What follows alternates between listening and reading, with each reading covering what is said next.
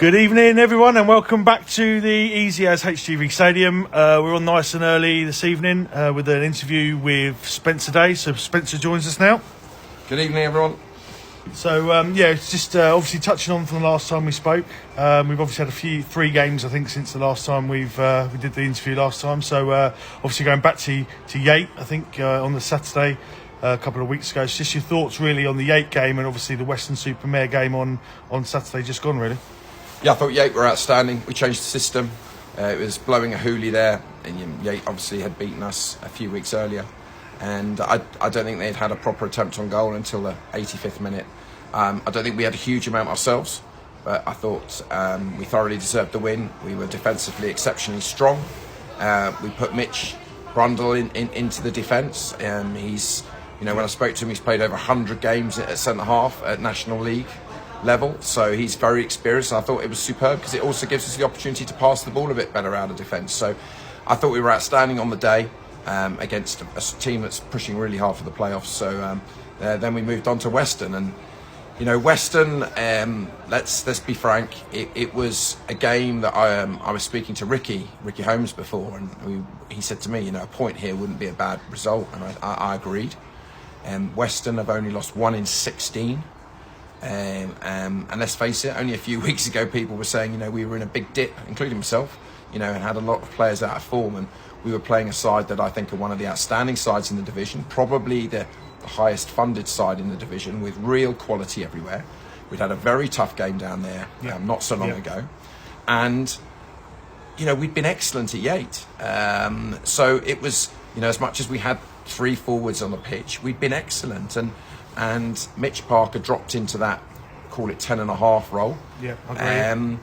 And if I'd changed that, people would have criticised me for changing a team that had played so well at Yate against one of the best sides. And I thought we just about edged the game, not by much. Don't get me wrong, Western are a strong side. We got an early goal. Let's face it, we had Mitch, who's playing in the 10.5, had our most attempts on goal from a striker. He's had a good shot in the first 6 minutes. We've got ourselves one up. They've changed their system at half-time, brought an absolute, quality player on, gone 4-4-2. Yeah. And again, I've watched the video back in depth. We've had the better of, not by much, to start the second half. Let's not forget, Mitch has brought an absolute worldly save out of their keeper, which has then hit the post. They've also made a phenomenal block on Mitch earlier in the game. And what Jack's had to do is I call it a save for the cameras early on in the game on the counter-attack from our ex-player Ellis, and there's been a set-piece, scramble, which can happen. And I think in a very, very difficult game, we were edging it. They've scored a goal which we're not overly happy with. I think we can defend it better. But that's the first goal we've conceded in those 2 games in the new system, and I think we've looked very defensively strong. So when you're playing a side that, let's face it, we desperately didn't want to lose the game. We were winning the game for 70-odd minutes, in the 70th minute, I would say. Yeah. We brought Michael on after they equalised, and I thought he did well, and I thought they tired, and we changed into a 4-4-2. And he got into some good areas. I thought we were the only team that was likely to win at the end, but a draw was not a disaster. It's all in our hands. People say, you should have brought more flair players on. Western-super-Mare just beat Hayes away in the last 2 minutes of their game.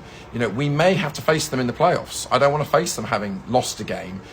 We had enough, and we were edging it as we were. And, we want to win every game. But it was a really horrible, gritty, tough game with 2 teams that were scrapping for very important points. And as I said, even Ricky said to me before the game, a point wouldn't be a bad result. And it wasn't a bad result. However, we've got to back it up tonight. They got the obviously the top goal scorer sitting on the bench on Saturday. Obviously didn't get on. We're just wondering why he didn't get a chance to come on at any stage. Obviously he's got a goal in him. We know that he scored a great goal against Beaconsfield away. Well, you say he's the top goal scorer, and I'm not being disrespectful to Hodgie, but he's scored 1 goal since New Year's Day. 1. At Beaconsfield. Yeah, 1 goal. We're playing a team that are very physical. And Hodgie is a high quality 10, so it was a very physical game, and Mitch Parker had done very well in that role against Yate. We'd won the game, so what do? Do I drop him on that? And Hodgie by his own has not been in the greatest of form. certainly since Christmas, one goal. And I've told him that. And then when we went to 4-4-2, there is no real role for somebody for Hodgie in that system at that time, and it was only for 15 minutes anyway. So, Hodgie knows, like a lot of the players, let's not get around when we're changing the team. We've not been in great form. I think before we went to Beaconsfield, I think we were halfway in the form table, and people going, we're Farnborough blowing it. We've just won very tough game at Beaconsfield, have been thumping everybody. We won at Yates, who are in the playoffs pushing, and won very well there, and we've at least deserved our point against Western. So, these players have got to earn their way back into it. I have to say, he is the only change tonight. He starts tonight, and there's pressure on him. I've told him, quite frankly, he's got to go out there and perform. And, he's the top scorer of the league. When you look also, he does take penalties. Yeah, we're putting pressure on everybody. People have got to score goals. But, if I'd changed the team after Yate, it would have been madness. I think with the Yate, obviously that made a hell of a difference when you brought the three strikers. The game changed. You took Fernandez off and went with the three up top. And like you said, 15, 20 minutes, we looked a completely different side. So I completely understand why you went into the Saturday's game with the three strikers, because, like I said, that 20 minutes changed the game completely at Yate, in my opinion. So obviously then you've got the rotation of the squad as well. Obviously you've got players coming in. You've got Sam captain now as well. And Sam knows he had a poor game Saturday. For him, he had a poor game. He knows that. He knows that tonight. We have very honest conversations with the players. Mitch Brundle played loads of centre half in his career. Gives us the opportunity to pass the ball. Defensively, we've been very strong, and I believe we've got goals in us. But let's not take anything away from how strong Western Supermare are. There was, I was there on Tuesday night watching Western at Cheshire, and they deserved to win the game. Cheshire again pushing for the playoffs. 1 defeat in 16. I'm not going to throw the game away in the last 15 minutes for our, any player. Terrell, he should be in the team. Against us, it's so tight. We've got 8 games to go. We go top tonight, bar goal difference, with a game in hand. Every point is going to count, and against the real quality of Western, who we said we could face again, you've got to be realistic. It was a horrible, tight game against a very strong side that, I said, just an example, won in the last stoppage time at Hayes. It was a good point for us. Yes, we wanted more. We led the game. We've had the best chances in the game, albeit there were few and far between for both sides. And we move on. And, Hodgie gets his chance tonight.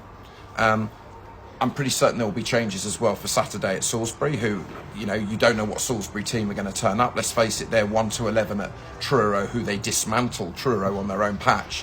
And by Truro's own words, it could have been 5 or 6. That tells you the quality and the finances Salisbury have, contrary to what they say.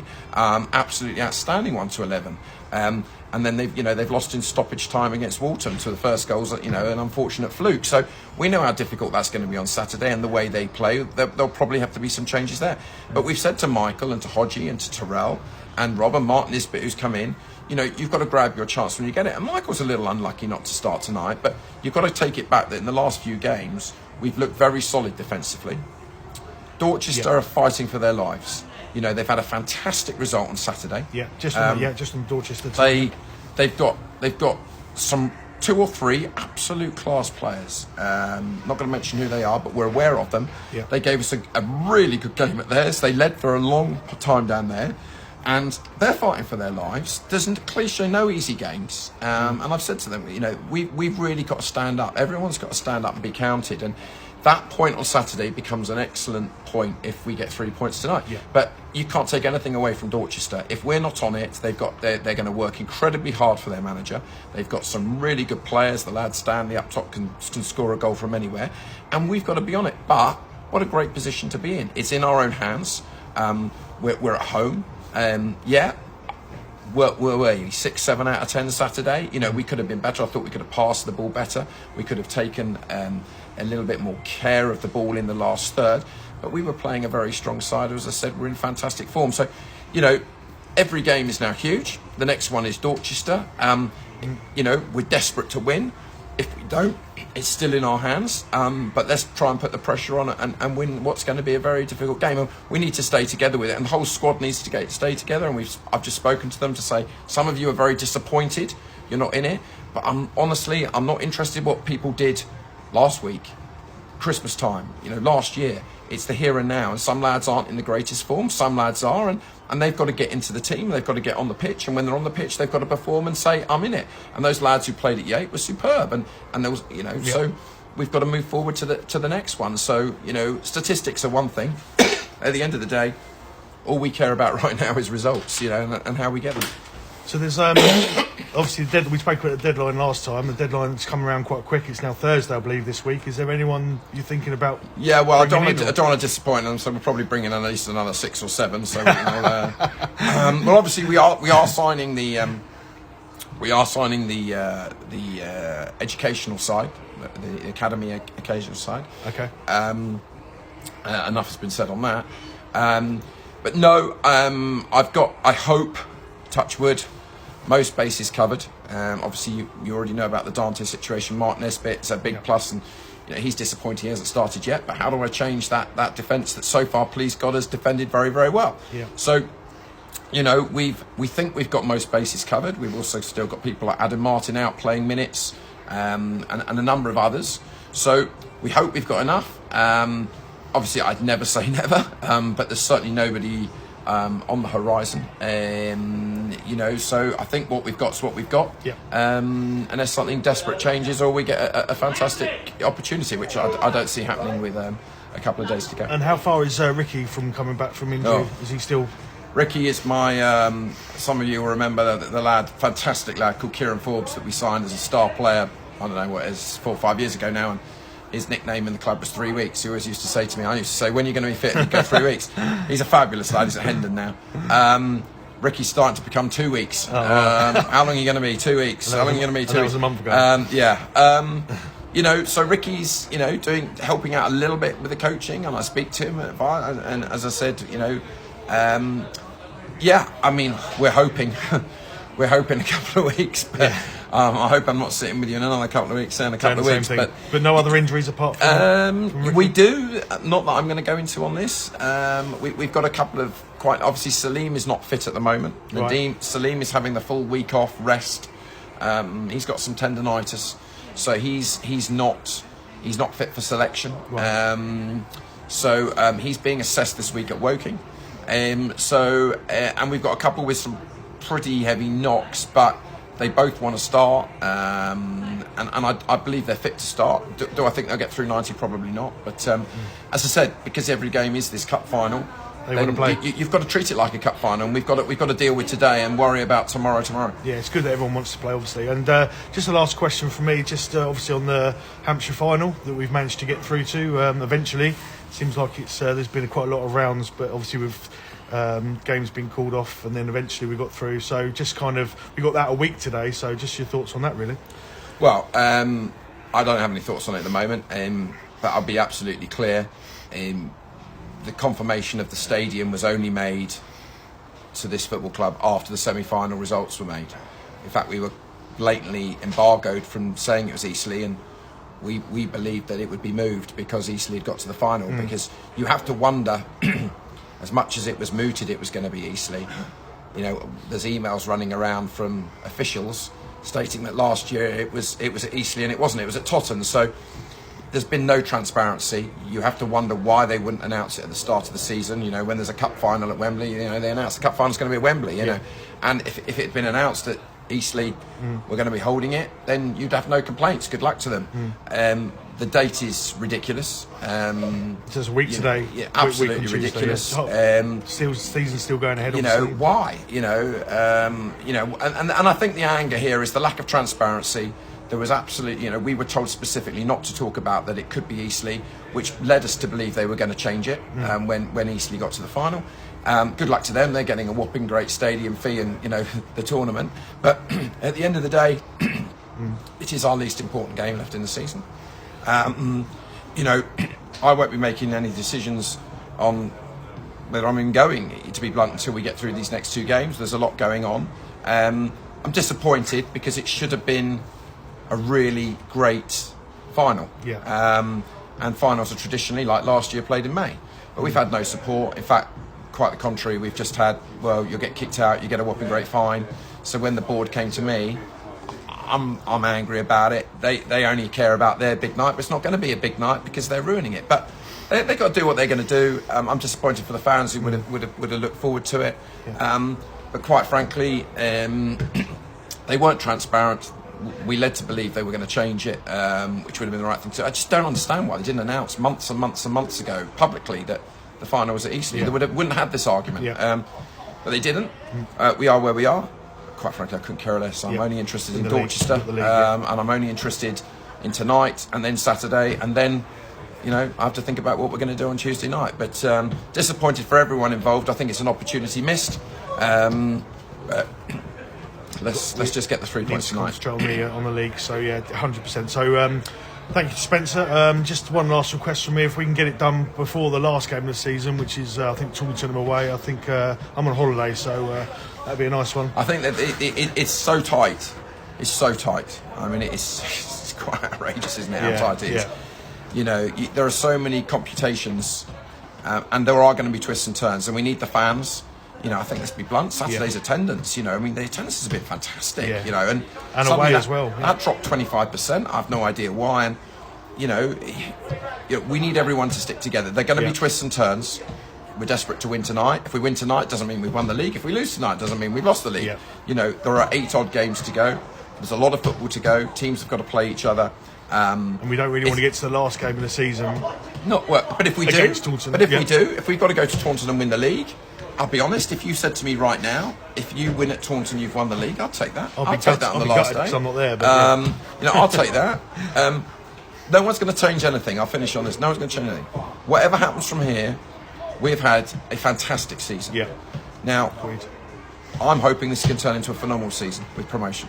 Of course I am. No doubt about it. But these lads have been great, and we will embrace it, and we will do our absolute best. We've had a bit of a dip. I think, touch wood, we're starting to come out of that. But there's going to be ups and downs.